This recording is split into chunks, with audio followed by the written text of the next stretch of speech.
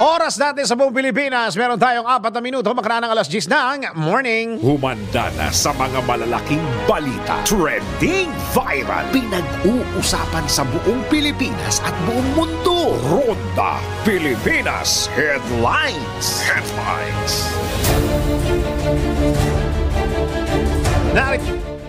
Narito na ang mga headlines sa Ronda Pilipinas.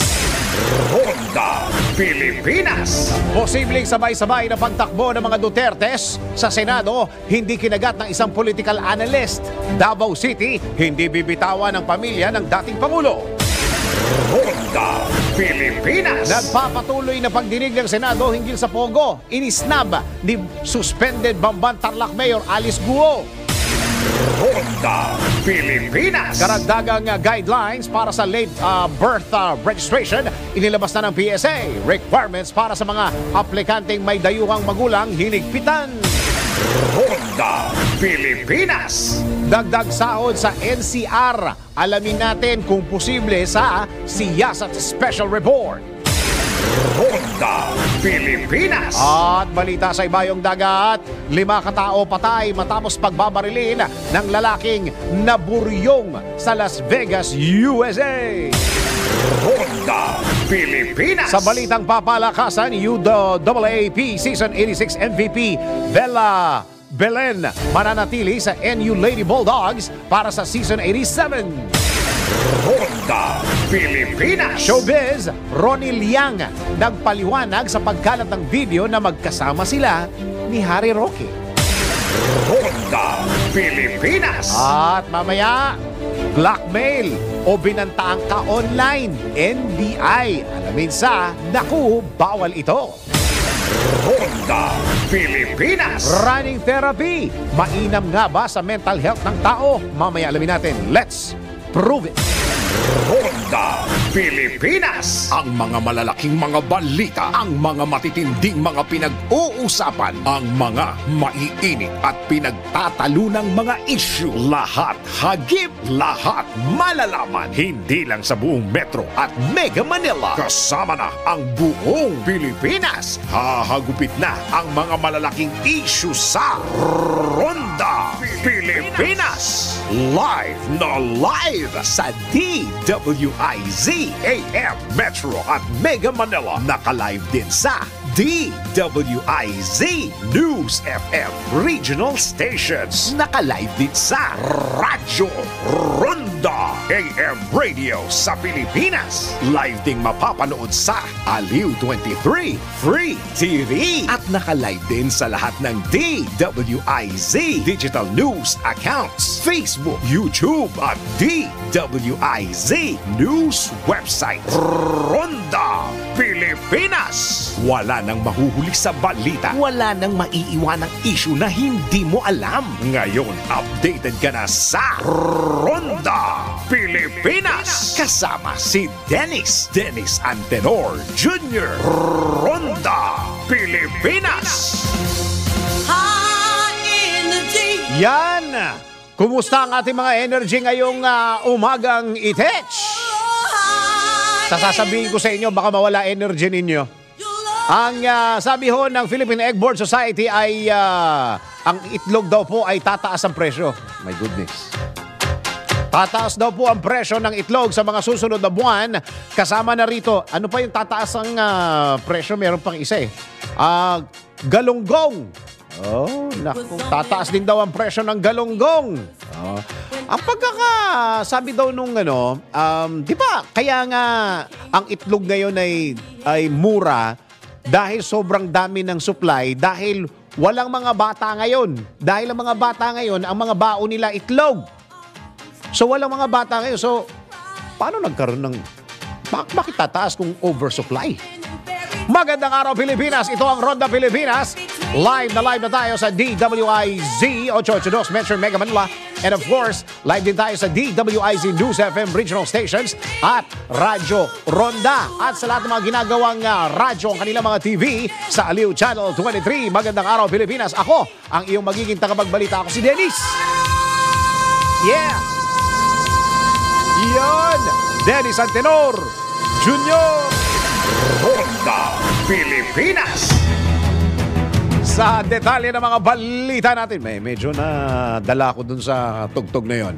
Bigong makumbinse ang isang political analyst na sabay-sabay tatakbo mano ang mag-aamang Duterte sa pagkasenador. Sa panayam ng DWIZ, sinabi ni Dr. Froilan Calilong, Director ng Local Government Development Institute, na isa lamang estratehiya ito ng nabanggit na pamilya. Ayon kay Dr. Calilong, ilang beses na itong ginawa ni dating Pangulong Rodrigo Duterte. Well, para sa akin, I think this is one of the, again, many ploys in the Duterte playbook. The way I see it, ito ay maliwanag na pagbibigay na naman ng estratehiya pampolitika na hindi naman bago sa pamilyang Duterte. We know that President Duterte has done this many times over in the previous elections, and I think right now they're doing it again. Naniniwala rin ang political analyst na hindi iiwan ng pamilya Duterte ang anyay kaharian nila sa Davao. Kung sakaling totoo na tatakbo ang mga Duterte sa pagkasenador, ito ang kauna-unahang magkakaroon ng mag-aama. Sabagay, meron ng magkakapatid, Kauna-unahang magkakaroon ng pagkakataon ng mag-aama sa mataas na kapulungan ng Kongreso. Matatandang kinumpirma ni Vice President Sara Duterte na balak ni dating Pangulong Digong Davao City Mayor Sebastian Duterte at Davao City 1st District Representative Paulo Duterte sa pagkasenador. Dagdag pa ni VP Inday Sara, tatakbo rin ang kapatid niyang si Mayor Sebastian sa pagkapresidente sa 2028 election. I really find it hard to fathom the idea that they will just simply, all three of them, will simply vacate their kingdom in Davao. Kasi kapag lahat sila nasa Senado na o lahat sila, assuming umabol sa pagkasenador, ibig sabihin nun, they will not be running for any local position. And sino naman yung may iwan sa Davao? But on the flip side, kung sakali mang totoo to, I think this will be a first in the history of Philippine politics na magkakaroon tayo ng mag-aama, na hindi lang mag-aama, kundi mag-aama na nasa Senado. Oo nga, kasi sabi ni VP Sara, babalik siya sa pagka-mayor meron pa siyang hanggang 2028 So pag tumakbo si Mayor Baste sa pagka-senador, wala nga naman maiiwan doon. Papayag ba? Yan po ang tinig ni Dr. Froilan Calilong, Director ng Local Government Development Institute, sa eksklusibong panayam ng DWIZ. Ronda Pilipinas. Tinawag ng Akbayan Party List na desperado ang mag-aamang Duterte matapos i-anunsyo ang kanilang pagtakbo sa 2025 midterm polls. Ayon sa Akbayan, nagpapanik na ang mga Dutertes dahil sa pagkawala ni Vice President Sara Duterte sa gabinete ng Administrasyong Marcos at sa anila'y napipintong pag-aresto ng ICC o International Criminal Court kay dating Pangulong Duterte. Gayon din sa mga kaalyado nito. Binigyan din ng partido na kahit subukang takasan ng anilay DDS o Duterte's desperate slate ang sinasabing krisis, hindi nila ito uubra sa publiko. Sa halip, iginiit ng Akbayan na mas mainam kung pag-aandaan na lamang ng mga Duterte ang nalalapit na hustisya. Si Dennis Antenor Jr. Ronda Pilipinas.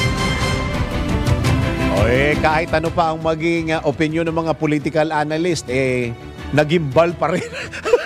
Nagimbal pa rin yung mga tatakbo. Parang nagiging mas masikip lalo. Pero nag-announce na, di ba? Nag-announce na po si Senator Trillanes na siya ay tatakbo bilang mayor. Mayor ng Caloocan. Si Senator Nancy Binay naman ay tatakbo bilang mayor ng Makati. May chance. Sige, tanggap po tayo ng mga report.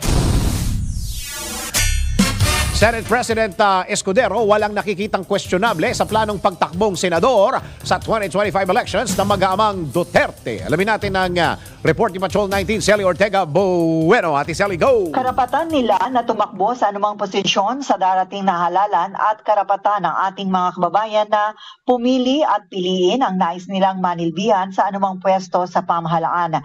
Ito ang reaksyon ni Senate President Chis Escudero sa pahayag ni Vice President Sara Duterte na tatakbo bilang senador sa 2025 midterm elections.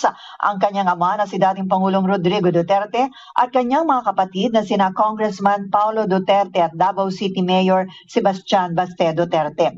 Ayon kay Senate President Escudero, bagamat hudyat ito na simula na ang politika at pamumulitika sa ating bansa kaugnay ng halalan sa susunod na taon, pero matagal pa niya ang huling araw ng filing ng Certificate of Candidacy at madami pang pwedeng mangyari tulad ng nasaksihan natin sa mga nakalipas na panahon. Matatandaang mayroong mga politiko na bagamat nag-anunsyo na tatakbo pero sa huling sandali ay umatras at meron namang nagsasabing hindi tatakbo ang biglang humabol at sumabak sa halalan. Sa ngayon, ang Senado ay kinabibilangan ng dalawang magkapatid na senador at mag-inang senador. Tumanggi si Escudero na magkomento kung panahon na ba na magkaroon ng batas kontra dynasty. Ito si Patrol 19, Cel Ortega Bueno para sa impilang metodong lakas sa DWIZ. Nagbabalita ng tama, naglilingkod ng tama. Kapag may bagong balita, naka-on air, agad-agad, DWIZ Patrol Report. At the end of the day pa rin no? Ano man ang sabihin natin, matutuloy ba yan, joke ba yan? Pero aminin nyo na. Nabigla kayo. Lahat kayo nagimbal. Ayan na si President Digong. Siya. Alamin na natin kung ano ang magiging weather for the day, kung matutuloy ang mga lakad ninyo this week. Eto na ang ating weather report. Pinakahuli, pinaka-latest, pinaka-napapanahon. Whether we like it or not, ito ang magiging DWIZ Weather Report. Nangangati yung ilong ko. Baka may bad news na dala to si Daryl Alamin natin kung masisira na naman ang plano natin. Ang opisyal na taga-istorbo at Alamin natin ang ating weather for today with Daryl Justin. Daryl! Good morning, Dennis, at magandang umaga, Pilipinas. Narito na ang aking weather report. Malaman-laman tayo ngayong umaga kasi nitong alas 8 ng umaga namataan ng pag-asang isang low pressure area o LPA na may layong 365 kilometers east-southeast ng General Santos City. Sa ginagawa ngayong climate forum ng ahensya, live sila ngayon sa Facebook nila. Kaninang alas 9 ng umaga nagsimula ito. Sinabi na ahensya na stationary ang nasabing sama ng panahon at mabagal daw magiging paggalaw nito pakanluran. Ngunit mababa po ang tsansa na mabuo ito bilang isang ganap na bagyo at sa susunod na 24 oras ay malulusaw naman po ang namatang LPA. Pero umiiral sa kasalukuyang Intertropical Convergence Zone o ITCZ. Ito ay isang weather system kung saan nagtatagpo ang hangin sa Northern and Southern Hemisphere, kaya ang kombinasyon po ng LPA at ITCZ ay magdadala ng mga malalakas na mga pag-ulan sa Caraga Region, Davao Region at sa nalalabing bahagi ng Mindanao pagsapit ng hapon o gabi ngayong araw. Samantala, patuloy pa din ang pag-iral ng easterlies o yung hangin nagbumula sa Karagatang Pasipiko na magdadala ng mainit at maalinsangang hangin sa bansa, lalo na sa umaga at tanghali sa mga lugar ng Bicol Region, Eastern Visayas, Aurora, Quezon, Metro Manila at ang nalalabing bahagi ng Luzon at Visayas. Hindi man umiiral sa kasalukuyan ng hanging habagat o southwest monsoon dahil naka-monsoon break tayo, asahan pa rin ang mga pulupulong pag-ulan, pagkulog at pagkidlat lalo na sa bandang hapon o gabi, dulot po ng localized thunderstorm sa buong bansa. Sa mga lugar na sumikat ang araw dahil dito sa Pasig ay makulimlim, sumikat po ang araw kaninang alas 5:29 ng umaga at lulubog ito mamayang alas 6:29 ng gabi. Paalala rin po, bagamat nakakaranas tayo ng maaliwalas na panahon sa umaga at tanghali, dapat pa rin asahan at maging handa sa mga pag-ulan lalo na sa dakong hapon at gabi. Kaya't mainam pa rin po magdala lagi ng panangga sa ulan gaya ng payong at kapote. Ito medyo good news naman ito Posible tayong makakita ng meteor shower bukas. Ano? Uulan na nga, may shower pa? Hindi, meteor shower to. Kakaibang ulan to Hindi rin ito yung ulan sa banyo Iba yun. Okay. Itong meteor shower bukas, June 27, ay tinatawag na Butid Meteor Shower. Yun. Makikita ho ito sa pagitan ng alas 6 ng gabi hanggang alas 3:30 na madaling araw sa susunod na araw, Biyernes. Kadalasan aktibo po ang Butid Meteor Shower sa pagitan ng June 26 hanggang July 2 at ang velocity nito, yung bilis nito ay nasa 18 kilometers ano pangalan? per hour. Butid? Butid Meteor Shower. Ano yan? Pagka umulan ba, hindi butil-butil? Hindi butil-butil yan? Hindi butil-butil Meteor shower? yan. Hindi butil-butil yan. Butid lang yan. Tapos ganun kabilis ang kanyang velocity. 18 kilometers din. So, di butid na lang. butid na lang, madaling araw daw. Ay, nako. May thunderstorm advisory lang papahabol kasi naglabas kanina ang pag-asa ng thunderstorm advisory. Alas 9 ng umaga. Asahan po natin na malalakas na mga pag-ulan at malalakas na hangin sa Rizal. Starting Batangas. 9 a.m. Alas 10 na eh. Hindi, inisyo nila na alas 9. So, ini-expect natin yan sa susunod na 2 oras. Ayun, Rizal, Laguna, Batangas, Bulacan at Nueva Ecija sa susunod na 2 hanggang 3 oras. Kaya, yung mga nagbabalak po, wala tayong araw ngayon, medyo makulimlim pero hindi naman basa ang lansangan. Kaya yung mga maglalaba, bumili na kayo ng dryer. Kala ko araw.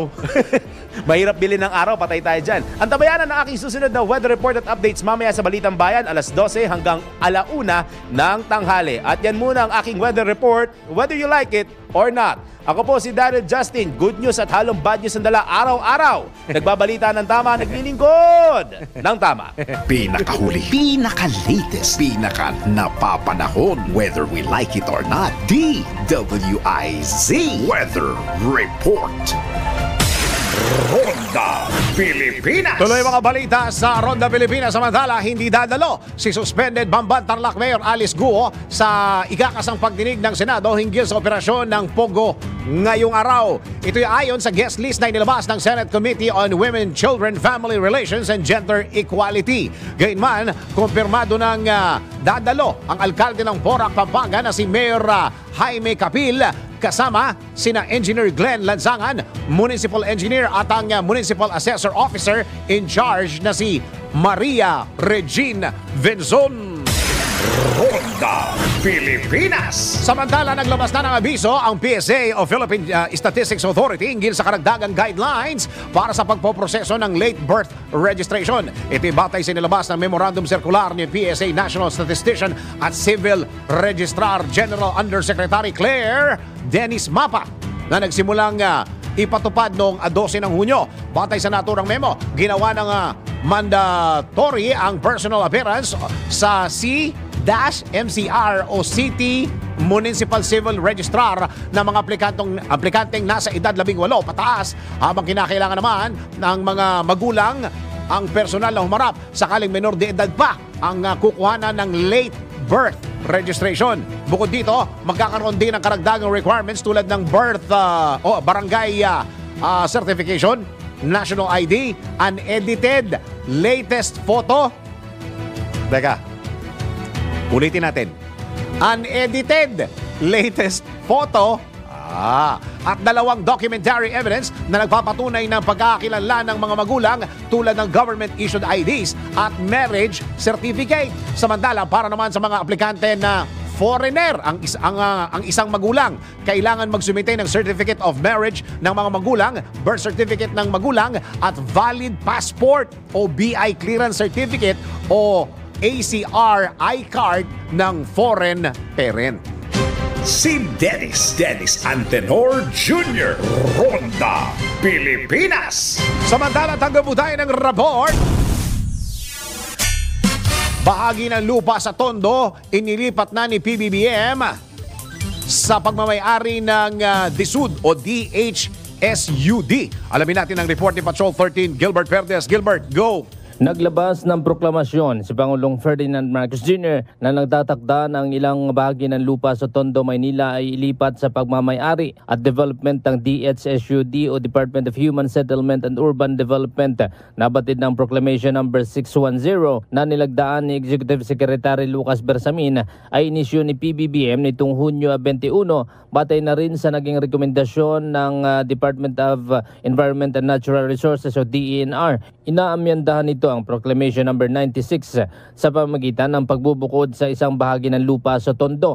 Ang hakbang na ito ay nagbibigay daan sa DHSUD na ariin ang lupang ito at magsagawa ng urban development na naaayon sa Final Ground Survey. Pinapayagan din ang kalihim ng DENR na maglabas ng kaukulang special patent na sumasaklaw sa lugar na inilaan para sa mga proyekto ng township development ng DHSUD. Sa ilalim naman ng proklamasyon, bubuo ng Project Interagency Committee o yung PIAC kung saan magiging chairman ng DHSUD habang members naman ang DENR IRR at ang pamahalang lungsod ng Maynila. Inatasan naman ang komite na bumalangkas at maglabas ng Implementing Rules and Regulations o IRR ng proklamasyon at tukuyin ang mga benepisyaryo ng housing component ng Township Development. Patrol 13, Gilbert Perdes para sa Himpilang May Todong Lakas, DWIZ, nagbabalita ng tama, naglilingkod ng tama. Kapag may bagong balita, naka-on air, agad-agad, DWIZ Patrol Report. Hoy! Ito pwedeng pag-usapan ito dahil dagdag sahod ang pag-uusapan din eh. Dagdag sweldo, dagdag sahod sa NCR. Ha? Posible nga ba? Ha? Posible ba? Pwede? Pwede? Pwede? Narito ang mga detalye sa isang Siyasat Special Report. Malalimang pag-alam ng mga detalye para maitama ang mga maling balita sa Siyasat. DWIZ Investigative Report. Dagdag sahod. Ito ang tila pangarap ng mga manggagawa lalo na sa Metro Manila na siyang sentro ng paggawa. Sa gitna na rin ito ng walang tigil na pagsirit ng presyo lalo na ang mga pangunahing bilihin na kinukonsumo ni Juan de la Cruz. Kaya naman itinakda na ng mga otoridad ang pagdinig sa taas sahod ng mga pribadong empleyado sa NCR o National Capital Region. Sa katunayan, umarangkada na ang public hearing ng Regional Tripartite Wages and Productivity Board hinggil sa panukalang aumento sa sahod sa Metro Manila. Kasama sa tinututukan sa unang araw ng pagdinig, ang hirit na 597 peso wage hike ng UWIN o Unity for Wage Increase Now, gayon din ang 750 pesos na aumento sa sahod na hinihiling ng dalawa pang labor groups. Kaugnay nito, umapila ang Trade Union Congress of the Philippines para sa karagdagang suporta para sa 150 pesos o mas mataas pang aumento sa sahod, hindi lamang sa NCR kundi sa buong bansa. Suportado rin ng grupo ni Attorney Sani Matula, Pangulo ng Federation of Free Workers. Sinabi ni Attorney Matula na dapat magkaroon na ng substantial increase sa sweldo ng mga manggagawa, hindi lamang sa Metro Manila, kundi maging sa iba pang bahagi ng bansa.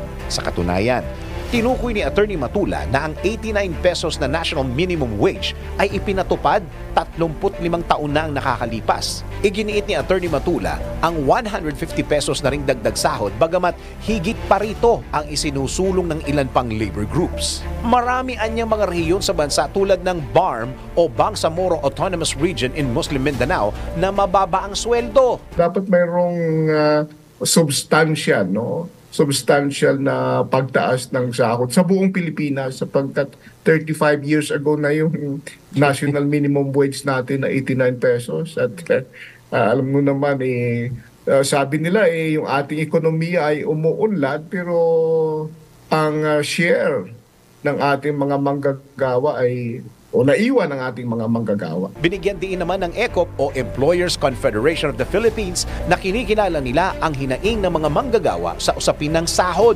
Kaya naman, ipinabatid ni Sergio Luis Ortiz Jr., Pangulo ng ECOP, na inirerekomenda nila ang hanggang 15 pesos na dagdag sweldo ng mga empleyado. Suportado naman anya nila ang proseso ng Tripartite Board at hindi ang mga isinusulong sa Kongreso o legislated wage hike. Gayunpaman, inihayag ni Luis Ortiz na igagalang nila ang anumang magiging pasya ng Regional Wage Board, lalo na sa dagdag sahod sa mga empleyado sa Metro Manila. Basta ang tamang proseso dyan sa Tripartite Board. Huwag lang sa Kongreso o sa dahil dyan. Masyadong political at ka-emotional kumisan and sometimes out of this world. Yung wage board, every year, ginagawa nila yan. Kumisan, voto proprio pa. Title application, kaya inutos si Presidente, hindi pa dapat pag-hearing, nag-hearing na ngayon dito sa NCR. Ano? So, yan ang tamang proseso. Magpipresenta lahat yan. At ginagawa taon-taon ng wage board yan. Ang representation yan, nandun ng NEDA, DOLE, TTI, representative ng employers, representative ng employees. So, talagang balansyado yan. No? So, kung ano man yung lumalabas, nire-respeto namin kahit medyo mabigat para sa iba. Pero kung ano lalabas dyan, ay yun ang inaano ka, Bebo. Huwag lang yung nililegislate at naging conditional. Sadyang napakahalaga ng usapin ng taas sahod lalo na sa mga panahong ito na halos walang tigil na ang pagsirit ng presyo, partikular na ang mga pangunahing bilihin. Hangad ng siyasat team ang makatwirang umento sa sahod ng mga manggagawa, partikular na sa Metro Manila, para naman patuloy na makaagapay sa mga hamon sa high cost of living sa National Capital Region. Sa ngalan ng siyasat team, ako si Dennis Antenor Jr., nagbabalita ng tama, naglilingkod ng tama. Malalimang pag-alam ng mga detalye para maitama ang mga maling balita sa Siyasat. DWIZ Investigative Report. Ronda Pilipinas. Napaka-sensitibo ng topic na yan, yung dagdag sweldo. O, syempre, pag naging batas, sabihin natin pag gagawing batas yan, may bill yan, dadaan yan sa Congress na marami ring negosyante. Pag dumaan ka naman sa Senado, mga employer din naman yung mga yon. So, paano okay, never mind. Oy, kumusta kayo mga kaastig? Isang panibagong araw na naman ang gagawin nating mas exciting at astig na astig kasama ang Arena Plus app. Dahil sa Arena Plus Astig ka sa sports, palagi tayong updated sa mga latest scores at results ng mga inaabangan mong laro worldwide. Kagaya ng PBA, NBA, PVL, volleyball, boxing at marami pang iba. Bukod dyan, pwede mong mapanood ng live sa Arena Plus ang inyong favorite local at international sports gamit ang web-based o iyong mobile app.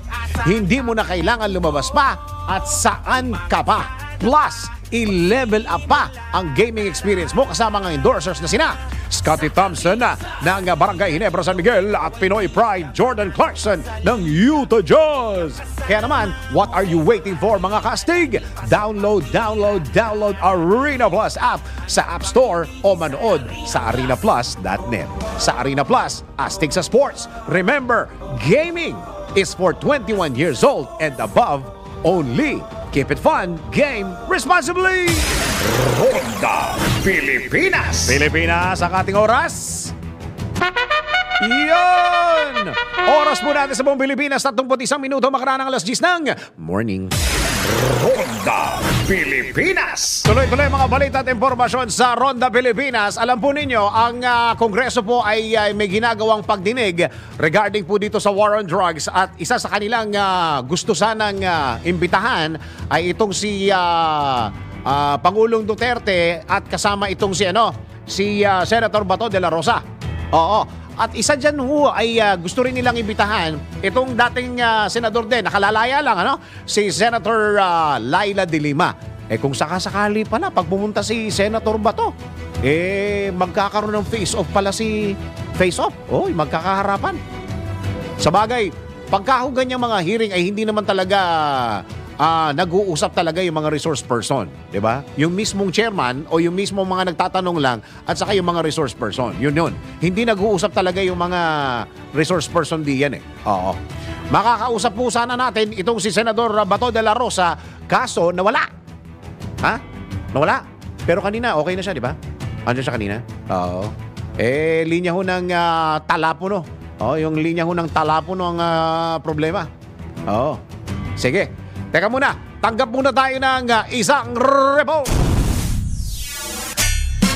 Ito na yung desisyon ni Mr. Senate President Senator Bato de la Rosa. Walang balak dumalo sa investigasyon ng Kamara ayon kay Senate President Escudero. Alamin natin ang report ni Patrol 19, Sally Ortega Bueno. Ate Sally, go! Walang balak si Senator Ronald Bato de la Rosa na dumalo sa investigasyon ng Kamara de Representantes ukol sa pinatupad na war on drugs ng nakalipas na Administrasyong Duterte. Ito ayon kay Senate President Chis Escudero ay pinaabot sa kanya ni Senator De La Rosa sa harap ng imbitasyon sa kanya ng House Committee on Justice. Ayon kay Senate President Escudero, sinabi niya kay De La Rosa na suportado niya anuman ang maging desisyon nito. Bilang leader ng Senado, tiniyak ni Escudero na lagi niyang babantayan at poprotektahan ang karapatan, pribilehiyo at prerogative ng Senado at ng mga miyembro nito. Paliwanag ni Escudero, sa ilalim ng interchamber courtesy, ang Kamara ay maaaring mag-issue ng imbitasyon sa miyembro ng Senado pero hindi ito maaaring mag-issue ng compulsory process o hindi maaaring obligahin ang sinumang miyembro ng Senado na dumalo sa kanilang pagdinig bilang co-equal chamber at ganito rin ang patakaran ng Senado pagdating sa miyembro ng Kamara. Dahil imbitasyon lang mayroon kay Senator De La Rosa, kaya nasa pagpapasyaan niya ng Senador kung voluntaryo itong dadalo o hindi sa investigasyon na mababang kapulungan ng Kongreso sa isyu nga ng madugong giyera kontra illegal na droga ng nakalipas na administrasyon.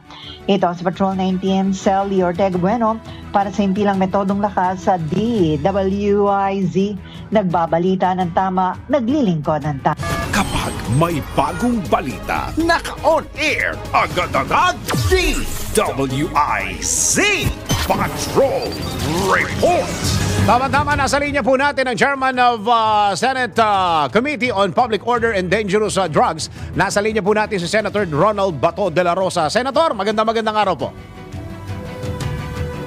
Mr. Senator.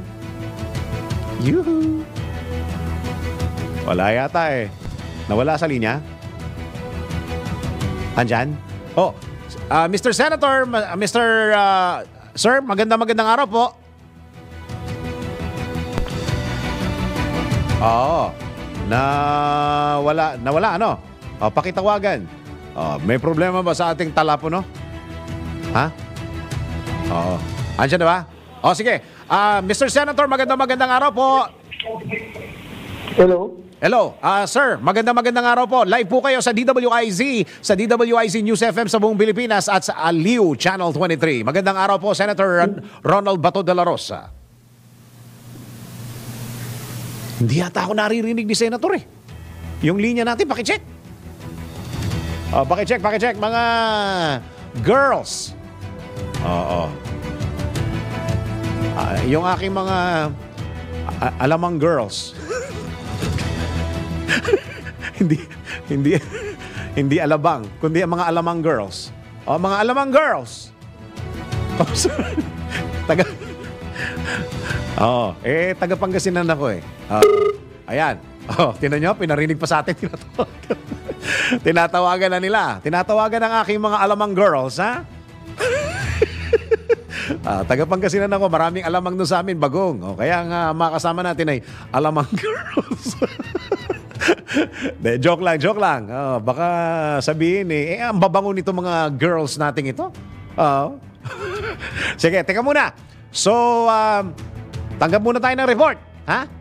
Habang inaayos ninyo mga alamang girls. Sige, report muna tayo. Tanggap muna tayo ng isang report. Paggawad ng parangal sa 10 LGUs sa Walang Gutom Awards, pinangunahan ni Pangulong Bongbong Marcos Jr. Alamin po natin ang report ni Patrol 13, Gilbert Perdes. Gilbert, go! Ginawaran ng parangal ang 10 lokal na pamahalaan sa Walang Gutom Awards na pinangunahan ni Pangulong Ferdinand Marcos Jr. sa Malacanang ngayong umaga.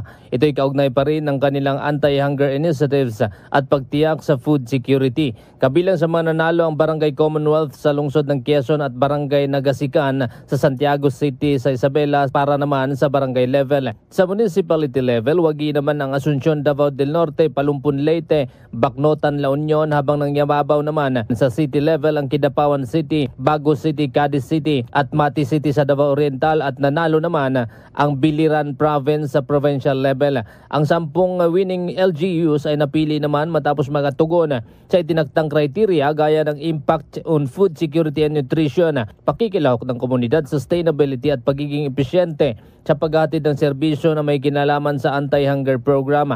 Ang bawat napiling LGU ay makakatanggap ng tig 2 milyong pisong fund allocation mula naman sa DSWD Sustainable Livelihood Program, habang ang 7 finalist ay makakatanggap ng tig 1 milyong piso. Ang Walang Gutom Awards ay kolaborasyon ng DSWD at Galing Puok Foundation na ang layunin at kilalanin at tularan ang best practices ng pinakamagagaling na LGUs sa pagtugon sa kagutuman at matiyak ang food security. Nabatid na target ng pamahalaan ni Pangulong Marcos na tuluyan na masugpo ang kagutuman sa bansa pagdating ng 2027. Patrol 13, Gilbert Perdes para sa himpilang metodong lakas sa DWIZ, nagbabalita ng tama, naglilingkod ng tama.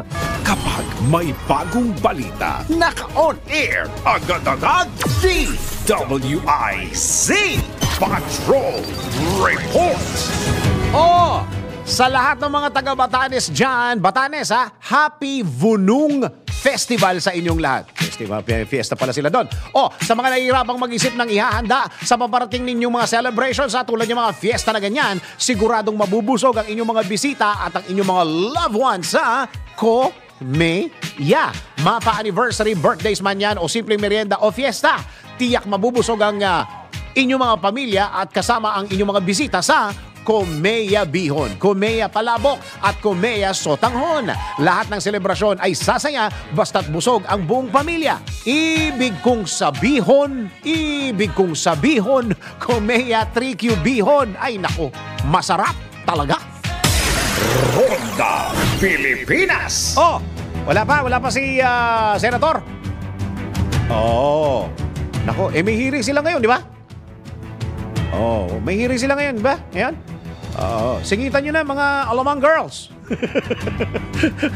Hello, Mr. Senator. Okay, ito po ang Alamang girl ni Dennis Antenor Jr. Okay, teka, tanggap muna tayo ng isang report.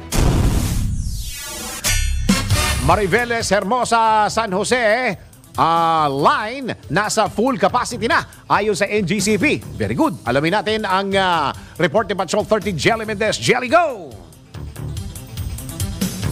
Jelly! Yuhu! Na-energize na sa full 8,000 megawatts capacity ang Hermosa San Jose 500 kilovolt transmission line. Ayon sa National Grid Corporation of the Philippines o NGCP, ang bahagi ng transmission line ay tatanggap ng karagdagang 2,200 megawatts ng supply ng kuryente mula sa mga bagong power plants sa bahagi ng Bataan at sa Zambales hanggang sa natitirang bahagi ng Luzon Grid.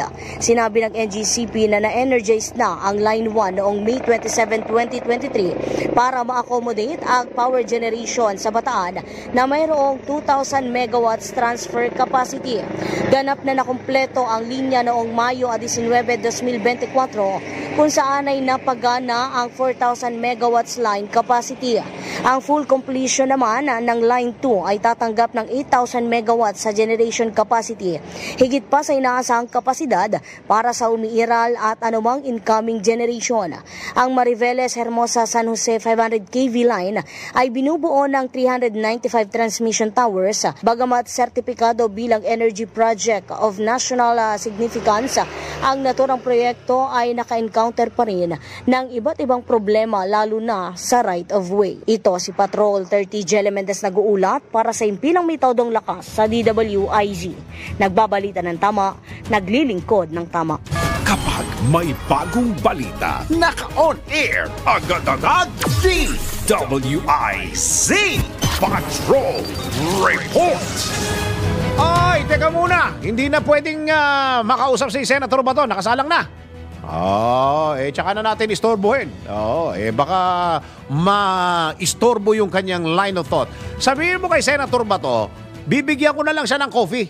Ha? Para yung kanyang line of thought ay buong-buo. Para pag nagsalita si Senator Bato, talagang buong-buo. Ha?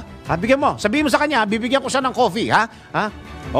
MX3 Coffee. Yan. O kung ikaw ay isang coffee lover o kaya coffee addict, ay nako, merong MX3 Coffee Mix para sa'yo. Meron niyang vitamin C, calcium with antioxidant benefits at cholesterol free. Ito pa, ang MX3 Coffee ay low acid coffee mix na hindi nakakapagpataas ng blood sugar levels at blood pressure. Kaya ano pang inaantay mo? O dyan sa Senado, baka kayo po ay nagkakape. MX3 Coffee po ang inyong dapat kape dyan para hindi tumaas ang inyong mga blood pressure. Bumili na at sumugod na sa mga leading drugstores nationwide o kaya bumisita na sa kanilang website sa mx3ph.com o tumawag sa 0918-888-8693. Ronda Pilipinas. Pilipinas, ang ating oras. 10 minuto pa bago mag-11 ng morning. Time check was brought to you by Bingo Plus. Download Bingo Plus app now at Google Play or Apple App Store for a chance to win more than 75 million pesos jackpot prize. Visit Bingo Plus official website at bingoplus.com to learn more. With Bingo Plus, bingo sa saya plus sa panalo. Ronda Pilipinas. Ay, yes! Halika dali! Sayo ka na. Surf to surf. May sumasayaw kanina rito eh. Ang fiber internet. Paano? Ayun. Wag na. Okay na. Ayos na. Teka muna. Tanggap muna tayo ng isang report. Aplikasyon ng bitag ng broadcaster na si Ben Tulfo para maging party list, ibinasura ng COMELEC. Alamin natin ang report ni Patrol 5 IAU Pangko. Kuya Aya, go! Hindi pinagbigyan ng Commission on Elections o COMELEC yung aplikasyon ng bitag para maging isang multi-sectoral ay na makalahok sa 2025 midterm elections. Sa isang mensahe, kinumpirma ni Chairman George Erwin Garcia ang pagkakabasura sa aplikasyon ng bitag na maging party list. Ang bitag ay kilala bilang isang TV show ng broadcaster na si Ben Tulfo na tumutulong sa mga inaapi at naghahanap ng hustisya.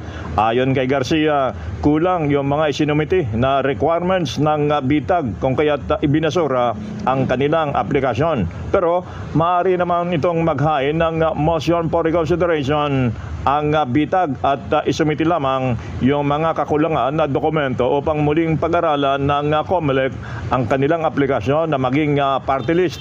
Ito yung number 5. Ayaw pa ako para sa implemento ng lakas. DWIC. Nagbabalita ng tama, naglilingkod ng tama. Kapag may bagong balita, naka-on air, agad-agad, DWIC Patrol Report.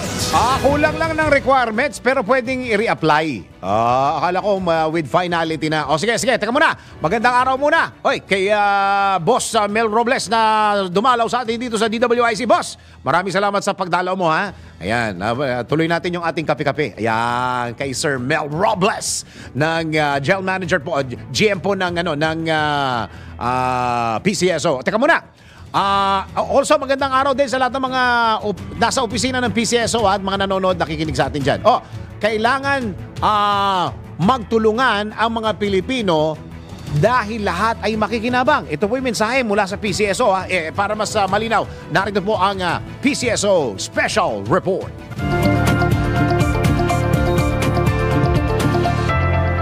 Patuloy at hindi uurong sa pagtulong ang PCSO. Yan ang matagal lang pinatunayan ng ahensya. At ayon sa PCSO, nalalapit na rin ang Charity Summit at National Day of Charity. Yung Charity Summit namin is scheduled September 5, which is the international celebration of charity. Kaya nga ako nakaisip, Yun diba nga, yung local GM, counterpart oo. natin? Oo. So that was the creation of PCSO, October 30. October 30. So yun naman ang ating counterpart doon. Kaya ang PCSO doon sa proclamation is the lead agency to formulate activities to celebrate this day. Yun naman ng Foundation Day lang. Kaya papasalamat ko sa Pangulo at na-recognize na yung ganong function ng PCSO, which sabi ko nga, pag natulungan natin mga kabayan natin, lahat tayo makikinabang. Layunin ng event na ito at ng PCSO na maging normal ang pagtutulungan ng bawat Pilipino. At nagpapasalamat ang General Manager ng PCSO na si Mr. Mel Robles sa mga kababayan natin na patuloy na tumatangkilik sa mga laro ng ahensya. Well, maraming salamat po sa patuloy na tumatangkilik at kahit na medyo may mga ingay, I think napatunayan naman natin na we uphold the integrity of the games. We have international certification bodies. We have the ISO, we have the World Lottery Association, and recently nga, the ICT gave a passing mark sa amin on the vulnerability test namin, no? So there is no more reason to be distracted by the noise, no? And for after all, sabi nga namin sa bawat taya may kawang gawa. And that is true. At yan ang report na hindi umuurong sa pagtulong. Angelo Baino, nagbabalita ng tama, naglilingkod ng tama. Hoy, alam nyo ba na ang katumbas ng bawat taya sa Philippine Charity Sweepstakes Office o PCSO ay kawang gawa o binanggit na ni GM? Sa bawat ticket mo, siguradong may matutulong ang Pinoy sa kanilang pangangailangang medikal dahil sa PCSO, basta kawang gawa at pagtulong, hindi kanila uurungan. Kaya palaging tandaan, ang bawat taya may kawang gawa. Ronda Pilipinas. Tanggap po tayo ng isang report. Nawala. Ha? So ano? Ha? Oo, kasi si Mayor Guo hindi dumating, di ba? Confirm na ba? Confirm na, kasi binalita natin kanina eh. No. Tama? Oo. Sige, teka muna. Pasok na muna natin ito. Balitang pamalakasan. UAAP Season 86 MVP Bella Belen mananatili sa NU Lady Bulldogs para sa Season 87. Sports News mula kay Daryl Justin. Sa mundo ng palakasan, ang latest malalaman sa DWIZ Sports News. We're not done yet.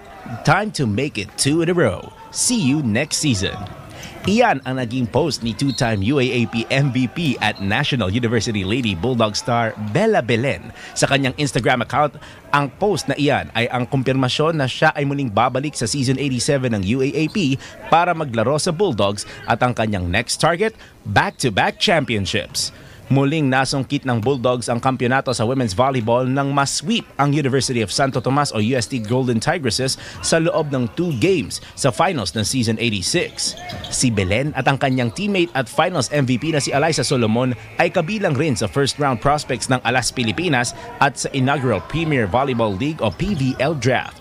Sa kanyang pang-apat na season, sasabak si Belen sa Season 87 bilang 2-time champion noong Season 84 at 86, 2-time best outside hitter at 2-time most valuable player.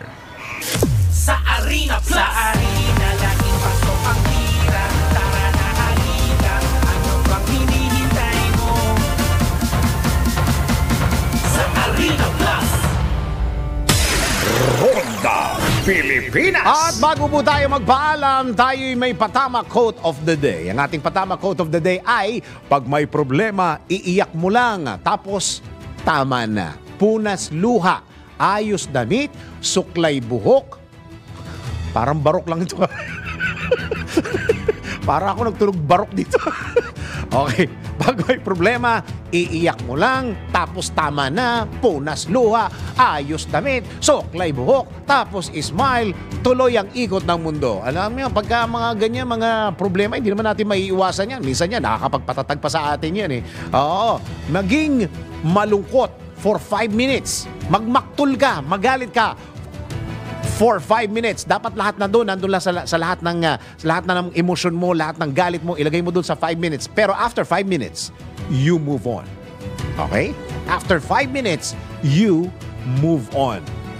Yan ang pinakasikat na payo sa buong mundo. You move on.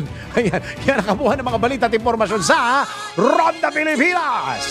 At tabayanan po ang susunod na programang Yes, Yes, Yoto Passion with Miss Juvie De Guzman. Maraming salamat, Pilipinas. Ako ang iyong naging tagapagbalita. Ako si Dennis Antenor Jr. Yan, nagbabalita ng tama, naglilingkod ng tama. Ang mga malalaking mga balita, ang mga matitinding mga pinag-uusapan, ang mga maiinit at pinagtatalunang mga issue. Lahat hagip, lahat malalaman. Hindi lang sa buong Metro at Mega Manila. Kasama na ang buong Pilipinas. Hahagupit na ang mga malalaking issue sa Ronda Pilipinas. Live na live sa DWIZ AM Metro at Mega Manila. Naka-live din sa DWIZ News FM Regional Stations. Naka-live din sa Radyo Ronda AM Radio sa Pilipinas. Live ding mapapanood sa Aliw 23 Free TV. At naka-live din sa lahat ng DWIZ Digital News accounts, Facebook, YouTube at DWIZ News website. Ronda Pilipinas. Wala nang mahuhuli sa balita. Wala nang maiiwanang issue na hindi mo alam. Ngayon, updated ka na sa Ronda Pilipinas. Kasama si Dennis Antenor Jr. Ronda Pilipinas. Monday to Friday, 10 a.m.